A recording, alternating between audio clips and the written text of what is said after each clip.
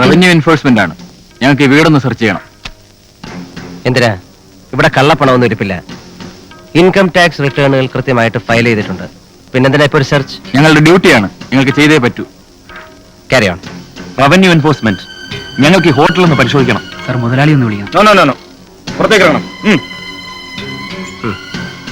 ആ, നിങ്ങളിവിടെ ഇരിക്കണം. നിങ്ങൾ കൂടെ വരണം.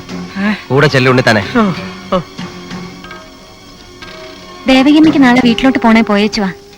അന്നമ്മോ, അടുക്കളയിൽ നിന്ന് ഇറങ്ങി കൊടുത്തേ. അതെന്തിനാ? ഈ സാറന്മാർക്ക് ഇവിടെ എല്ലാം ഒന്ന് പരിശോധിക്കണം. ഇറങ്ങണം. എനിക്കറിയില്ല സാർ. അറിഞ്ഞൂടെ, ഞങ്ങൾ കണ്ടുപിടിച്ചോളാം. സെർച്ച് ഇറങ്ങൂടെ ഇങ്ങോട്ട്.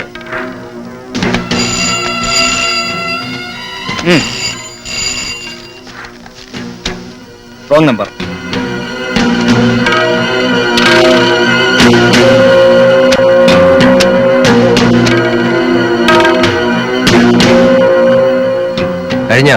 കഴിഞ്ഞു.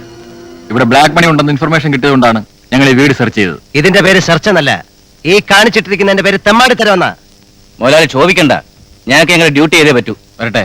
നിന്നെ 2 കാര്യങ്ങൾ ചെയ്തിട്ടേ ഈ മുറിയിൽ നിന്ന് പുറത്തിറങ്ങാൻ പറ്റൂ.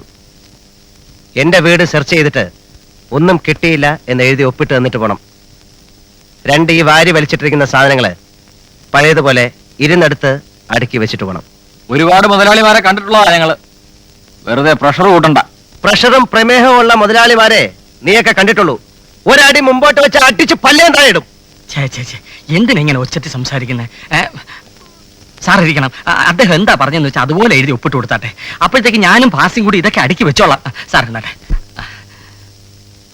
സാർ ഇരിക്കണം. വെറുതെ. പാസിയേ ഒന്ന് വന്നേട്ടെ.